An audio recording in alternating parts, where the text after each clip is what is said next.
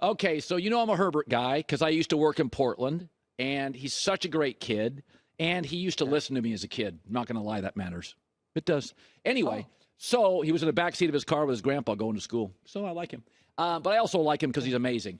It's hard to watch that game and not just say, let's stop the debate, right? Like, it's hard to say that, right? Yeah. Well, no, I mean, of course. And it shouldn't have been a debate. And I say this with no disrespect at all to our mutual friend and colleague, Emmanuel Acho, but you and I both, behind the scenes and you in front of the cameras, tried to talk Emmanuel out of that opinion, and he was intransigent. He didn't want to move. And then the game happened, and listen, 3 for 17 to start a football game, that sometimes happens in the NBA for a guy that's having a bad shooting night. It never is supposed to happen to an NFL quarterback, ever. I think our friend Ryan Leaf once started a Chiefs game 4 for 18, and it was considered the worst game of his career. Now he had some interceptions mixed in. So the dichotomy between Tua having one of the worst games we've seen from any quarterback in the league all season, and Herbert playing a nearly flawless football game up until the fumbled snap at the end. To me, listen, there's Patrick Mahomes, and then there's that next tier of NFL quarterbacks where there's Joe Burrow. I would have him next, but some people would argue, hey, give Jalen Hurts his credit. I know there are still people that haven't watched football in the last 2 months, so they put Josh Allen in that group.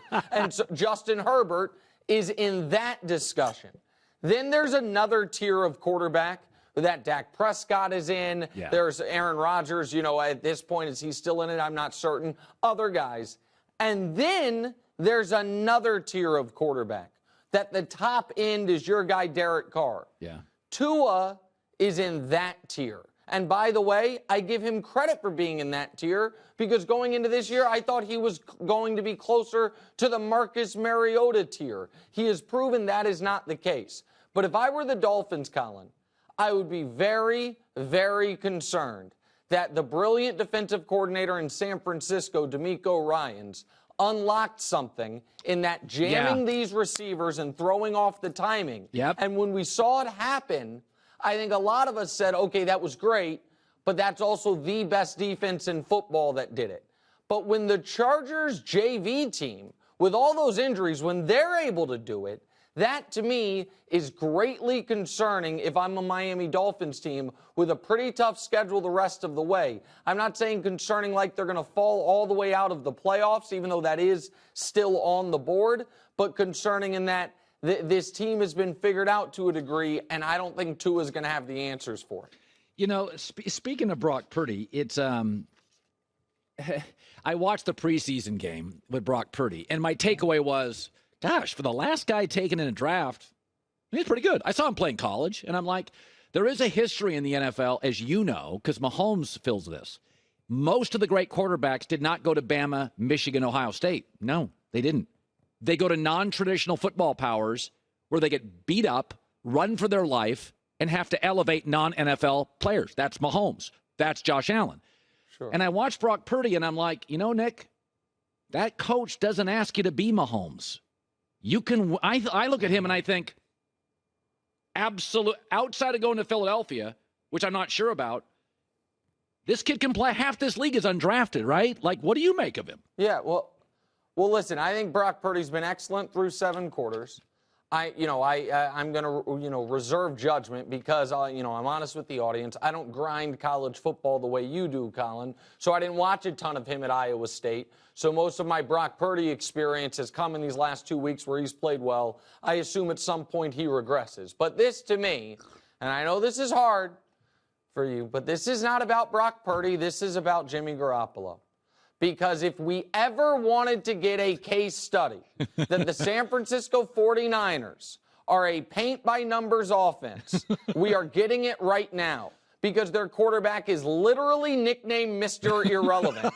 And that game on Sunday, they looked more dynamic offensively than they've looked at any point with Jimmy Garoppolo. And one other thing that I think this NFL season is teaching us is that the teams and the coaches and the GMs that try to move off their own quarterbacks. There is a reason for it. The Seattle Seahawks were fine waving goodbye to Russell Wilson. They knew something. Yeah. The Miami Dolphins tried 2 separate times to replace Tua Tagovailoa. Now, they said all the right things after that, and he had a great 2 months. But there's a reason for it. Yeah. And the San Francisco 49ers moved heaven and earth to try to move up to get an elite passer because I think they believed they were getting the minimum from that position. And the fact that the 262nd pick of the draft can step in, Kyle Shanahan can say, we don't really have to change much, if I'm being honest with you. And in fact, what they changed was they added levels to the passing game where he in the second quarter Sunday threw more deep or as many deep touchdowns outside the numbers, Colin, as Jimmy has thrown in the last 3 years. Brock Purdy in one quarter threw as many deep outside the number touchdowns as Jimmy G has thrown in 3 years. I think it shows you why the Niners were so desperate for an upgrade, because I do think that team with that defense, that personnel, and now Christian McCaffrey, if they simply have above average quarterbacking, they're the Super Bowl favorite. We'll see if Brock Purdy can give them that. We knew, or at least I knew, Jimmy Garoppolo couldn't. I know, you're bewitched by the dimples, so at times you get the quarterback wins thing gets you. The MVP race is sort of Jalen Hurts and Mahomes, although I think Burrow is really good, but he's not going to be it. Yeah. I would guess you'd take Mahomes. That would be my guess if you had to vote. Okay, so let's try to do this fairly. Okay, and by the way, fairly. Burrow, I think, is on the fringes of it. Yes. I think Burrow, if they run the table and Mahomes and Hurts stumble, then I think that Burrow has a chance to steal it. But right now it is a 2-person race between Hurts and Patrick Mahomes. So Mahomes has 1,000 more yards and nearly, I think, 9 more touchdowns. Now you might say, well, Nick, what about the rushing? Okay, when you add the rushing to the passing, Mahomes still has more yards and still has more touchdowns. Okay, Nick, what about the win-loss record? Well, one team's 12-1 and one team's 10-3. They both played the Colts. Against the Colts, the Chiefs' defense allowed a touchdown at the end. The Eagles' defense got a stop at the end, and then they drove down the field. So to me, I'm not going to do it based on the record when they both are, either at the top or tied for the top in their conference. Here's what I would like to do when it comes to Mahomes and Hurts. Let's do a tale of the tape, Colin, and you tell me which team you would take. Eagles or Chiefs? Who has the better offensive line, Colin? Well, the Eagles' offensive line is considered better. Agreed. Yeah. All right, who has the better running game? The better running backs? Eagles right now. Who has the better receivers? Well, at the high end, A.J. Brown, it would be the Eagles. Yeah, and Devontae Smith would also be the best receiver on the Chiefs. So they have 2 receivers. Even if you throw in Kelsey, it'd still be the Eagles as a whole. Who has the better front 7 defensively? Chiefs is underrated, but Philadelphia. Okay, who has the better secondary?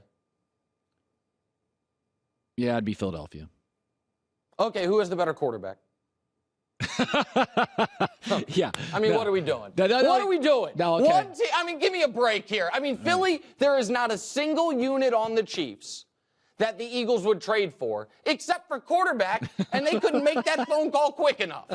You think Philly, if they're like, hey, you want Mahomes the rest of the year and we'll take Jalen, they'd be like, no, actually, we love Jalen's quarterback sneak so much, we're going to ride it out. Come on.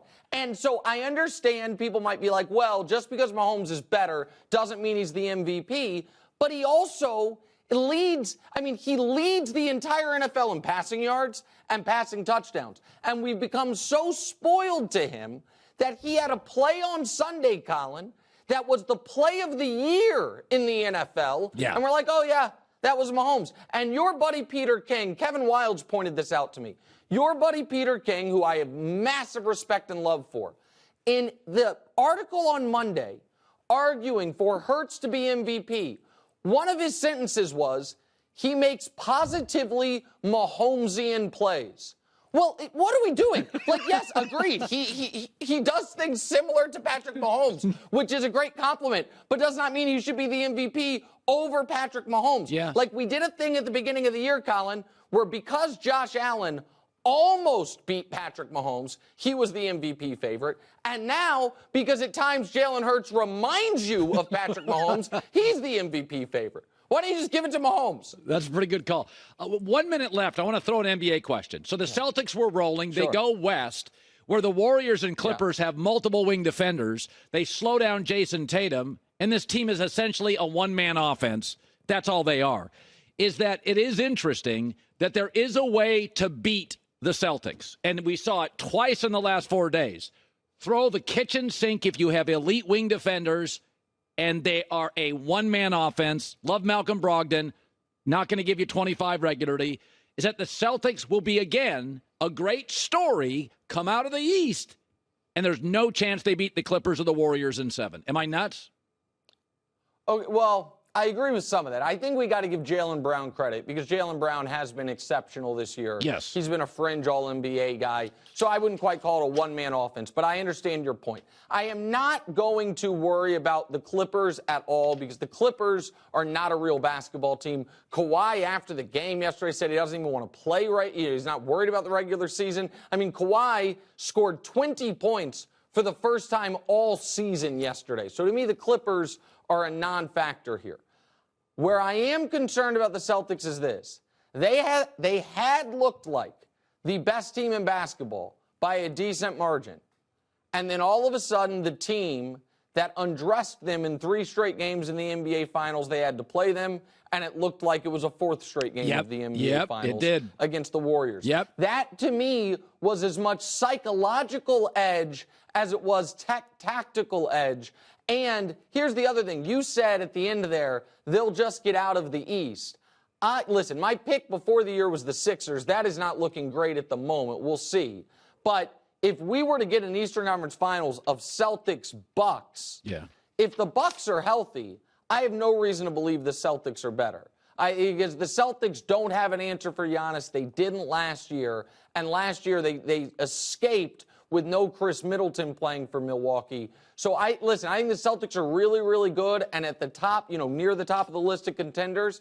But I do think that you make some good points, and I think that Warriors game was really concerning. Yeah, the Celtics had a really bad second half. Tatum wilted, and the Warriors pulled away and blew them out. Nick Wright, great seeing you, buddy. First things first after our show. See you, man. All right, take care. Yeah, he makes good arguments on Mahomes. That is. It doesn't really count for MVP, but if you called privately and said, want to swap Mahomes for Hurts, everybody in the league would take it.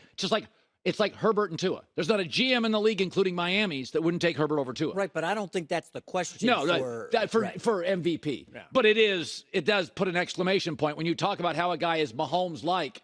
He is now the standard. Patrick's the standard of the league. Hi, everybody. Thanks for watching. Subscribe here to get the latest from the show. Also, be sure to check out more of the best clips from The Herd or go watch a few segments from other shows on FS1.